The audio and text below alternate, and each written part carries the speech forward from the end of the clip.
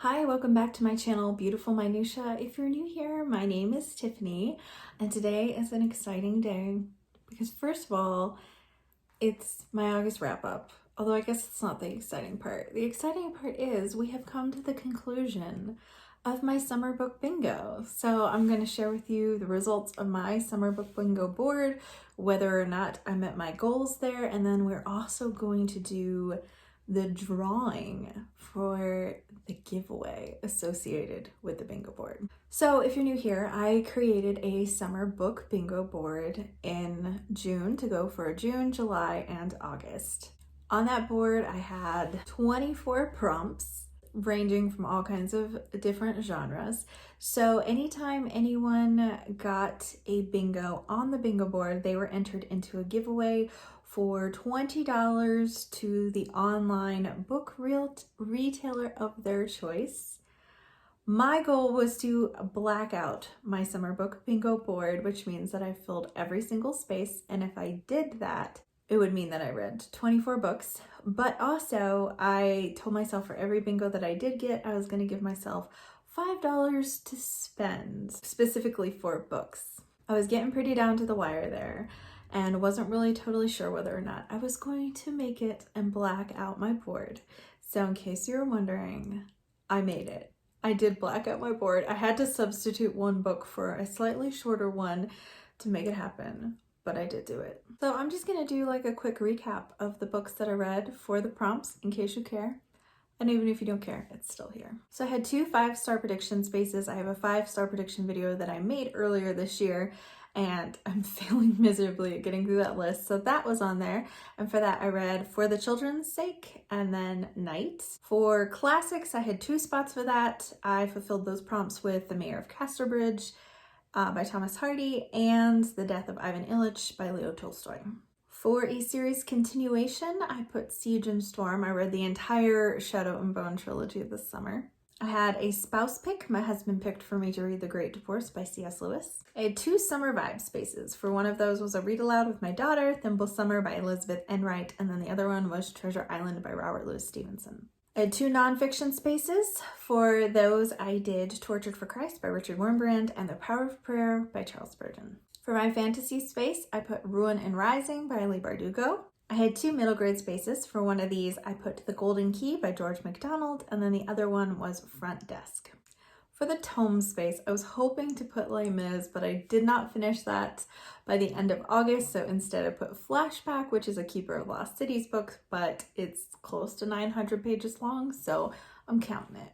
For new author, I read an Alexander McCall Smith book. I read The #1 Ladies Detective Agency. For a cover buy, I did Northanger Abbey by Jane Austen. I have like the most beautiful bind-up collection of all of Jane Austen's major novels, and it's just lovely, so that's what I did for that one. For a historical book, I read Memoirs of a Geisha. For a book I've owned for over a year, I read Old Yeller. For a sci-fi, I read Skyward by Brandon Sanderson. For a buddy read, I read Lord Edgware Dies by Agatha Christie with my friend Jessica. For a buzzy book, I put Shadow and Bone for this one. With the TV series coming out, it was definitely very buzzy this summer. For poetry, I put Eugene Onegin by Alexander Pushkin. I had a kid pick on here, which meant that my daughter got to choose a book for me, so she chose Nightfall, which is a book from Keeper of the Lost Cities. And then lastly, I had a Goodreads pick, and for that one, I chose The Master and Margarita by Mikhail Bulgakov. So I did completely black out my board, which was really, really exciting. And I had quite a few of you joining along and reading with me, and a couple of you blacked out your bingo boards too, which was really cool. And it was kind of funny though, because those of you who did black out your bingo boards, you blacked it out before I did. So that was just kind of funny to me. But I had a lot of you participate. Some of you got 1 bingo, some of you got 2, some of you got 3, 4. And like I said, a couple of you got 12 because you got every single bingo that you could get. So I have all the entries in this bowl here, and I am going to pick and see who won. But I'm not gonna look, I'm gonna mix them up. Oh, I dropped one. Put the bag in there. All right, who won? Dia Paul won. Congratulations, Dia. Message me on Instagram and we will talk about where you want your gift card to be.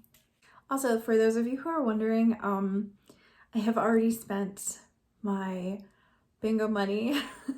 I'm waiting for my packages to come in the mail, but that's going to be a fun book haul that I can show you all of the books that I got, because I didn't pay full price for any of them, so that way I could get more of them. So now we are moving on to my August wrap up, which is probably mostly the reason you're here. For the month of August, I completed 10 books. In addition to those 10 books, I also have been working my way through Les Mis and have done the bulk of my reading in that book during the month of August, because I started it halfway through July, and then I should finish hopefully within this week that this video goes up. But anyways, out of the 10 books that I read, 3 of those books were classics, 2 were nonfiction, 2 were middle grade, I had 1 historical fiction and 2 Christian fiction. It was a pretty decent reading month. I had 2 3 stars, and one of them was more like 3.5. 4 4 stars and 4 5 stars. So it was pretty good. I really enjoyed most of the things that I read this month. I read a lot more books in the first half of the month than the second half, so I will go ahead and link my mid-month wrap-up so you can hear my thoughts on those books that I read, because I'm not really going to go over them here. So for the second half of the month, the first book that I completed was The Great Divorce by C.S. Lewis, which I was in the process of reading when I did my mid-month wrap-up. This was my spouse pick spot for my bingo board. My husband read The Great Divorce. I think it was the first book that he finished in 2020. And it was one of his favorites, and he's been talking about it ever since he read it, and so it was high time I gave it a try. The Great Divorce is a book that's kind of hard to describe. It is fictional, but also in a way it kind of doesn't feel like it. It's weird. Okay, so basically, if I can give like a really short premise of it, I think it's essentially that C.S. Lewis ends up going to heaven, and kind of what he is encountering there. I mean, the beginning and the end of the story is like, I had a dream that all these things happened. It is one of the most fascinating books that I have ever read. It is so strange in a lot of ways. And C.S. Lewis has a way of putting things and making me think about things in a way that I never have. So I really can't talk too much about this book because it's so complex. But I do highly recommend it. This is probably maybe my favorite C.S. Lewis book ever. I'm not really sure, because Mere Christianity is really high up there too, but it is for sure my favorite fictional C.S. Lewis book, which is really saying a lot. A lot of the allegories in this book were just so beautifully and powerfully done, and just so deep. Like, I already want to reread this book, and I feel like I would get different things out of it the second time that I read it. I feel like it was really well done, and I really enjoyed it. I gave this book 5 stars, and like I said, I already can't wait to read it again. Book number 2 that I finished this month is a nonfiction book, and that's Night by Elie Wiesel. Maybe it's Eli, I'm not sure. I found out by reading this book that his name is short for Eleazar, so that was interesting. Didn't know that. That explains why it's spelled the way that it is. Anyway, if you haven't heard of this book, although you probably have, it's like the winner of the Nobel Peace Prize and is a really well-known book. But if you haven't heard of it, this is a story of a man who, as a teenager, he and his family are Jews, and they were taken to Auschwitz. And so it's basically just a story of his time there. It's horrifying to read. I'm not gonna lie to you. This is not light reading. It is very emotionally raw, and something that I really appreciated was he talked so much about how he went in there with just so much faith in God, and how being in a concentration camp really shook his faith. He really struggled to believe in God anymore when there were so many horrible things going on around him, and I appreciated his honesty. I felt like the book was brutally honest, and the emotion in it was so raw. I definitely cried while reading this book. So it's not an easy book to read, but it is an important book to read. And it's also a book that I feel like reads quickly. I almost want to say it was easy to read, but by that I just mean it's like very engaging, and it's a pretty short book, and I read through it in like just a couple of sittings. I probably could have read through it in like one sitting, but it was getting a little heavy, so I kind of had to break off and not read all of it at once, but I did read it in 2 sittings, so it's definitely very readable despite the fact that the subject matter is quite horrific. But I'm very, very glad that I read it, and I did rate it 5 stars, so it definitely met my 5-star prediction. The next book that I completed in August was The Master and Margarita by Mikhail Bulgakov. I decided to count this for my Goodreads pick square, and this book is something else. Let me just tell ya. I read this book when I was doing a reading vlog, so I talked about it really, really in depth when I was reading it. So I will link that in case you want to watch it. I'll put it in the description and in the cards so that way you can find it if you haven't seen it already. So Bulgakov lived during the time of Stalin's regime in Russia. It's a very interesting observation of what Stalinist Russia was like in the guise of a story of the devil coming to Moscow. This book is a satire, so it's very strange and it's intended to be quite funny despite the heavy subject matter. And parts of it are hilarious and parts of it, I feel like the subject matter was too sobering to be as funny to me as maybe it was intended to be. So like I said, the devil comes to Russia, to Moscow in particular, and most of Moscow is atheistic.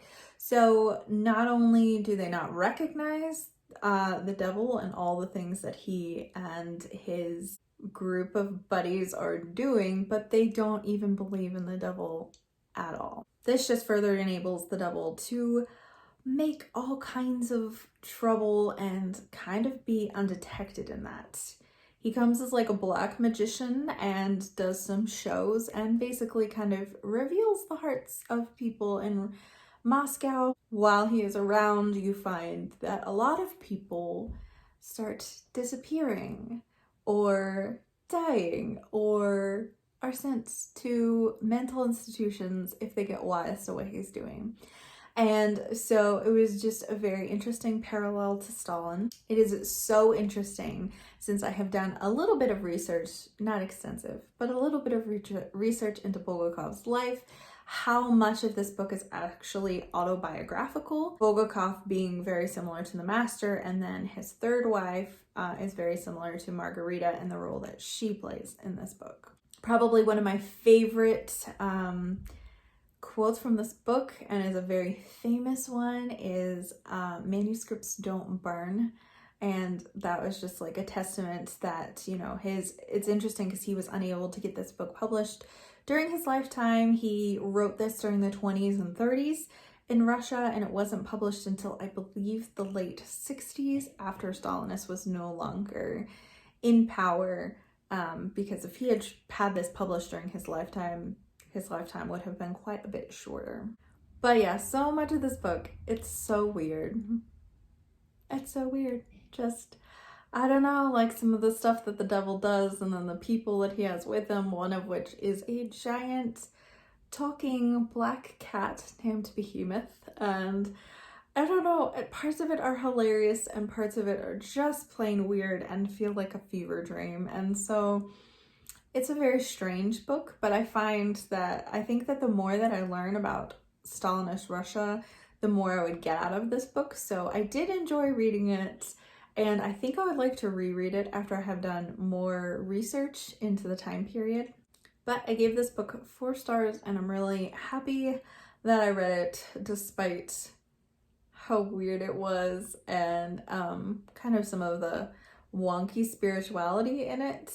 I did mention that in my reading vlog, but if you didn't watch that and you are a Christian, just beware that despite the fact that there are definitely some Christian elements in this book, they are twisted and not at all like traditional Christianity. But I don't think that was Bulgakov's point. He wasn't, I don't think, trying to poke fun at Christianity. If anything, he was showing the emptiness of atheism, and I feel like he had a more overarching point than religion in this book. So I finished The Master and Margarita and had 1 day left to black out my bingo board, and the last space was a book I had owned for over a year, and for that space I had originally chosen The Iliad, which is like 460 pages. But I knew that there was no way I was going to be able to read that in a day. I chose that book when I did the quick to judge tag, and I just decided that I was going to have to go up with the runner-up because there was just no way I could finish that in a day, and I really wanted to blank out my bingo board, so I read Old Yeller instead. Two very different books. They're not alike at all. I still want to read the Iliad at some point because it is on my classics TBR for this year, so it will get read. But anyways, Old Yeller.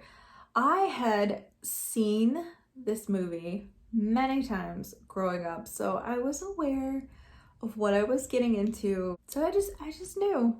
I knew that this book was going to make me cry. And it did. So basically, this is the story of a family in Texas.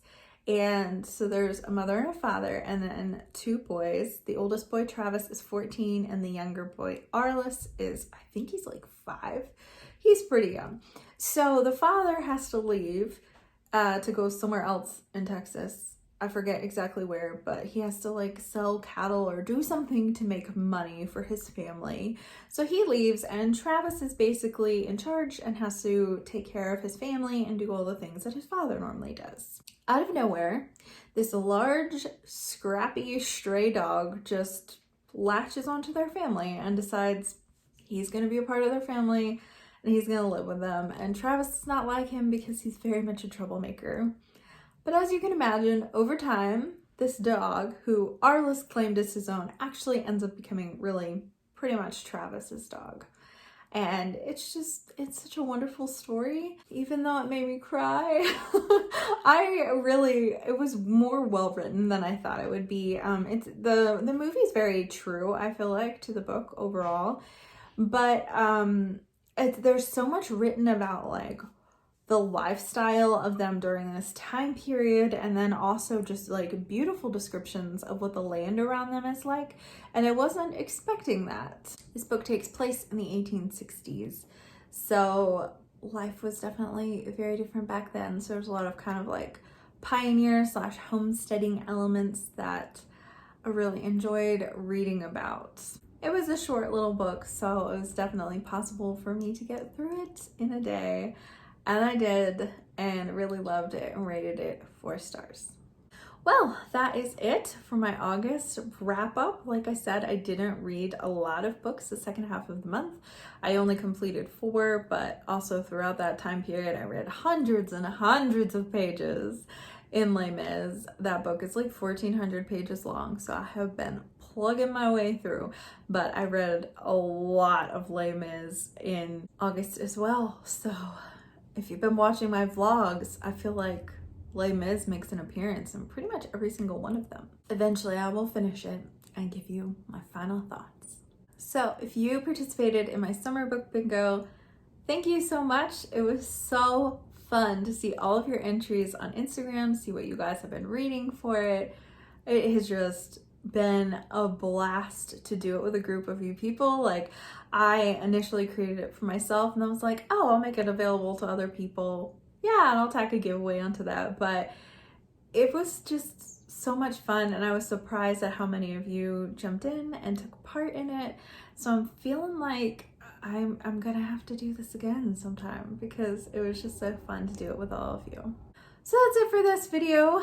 Thank you so much for watching. I would love to hear from you down in the comments below what kind of books that you read in August, maybe some of your favorites. Hopefully August was as good of a reading month for you as it was for me. If you liked this video, please hit like and also subscribe so you can continue to see more bookish content from me, and I will see you again next time.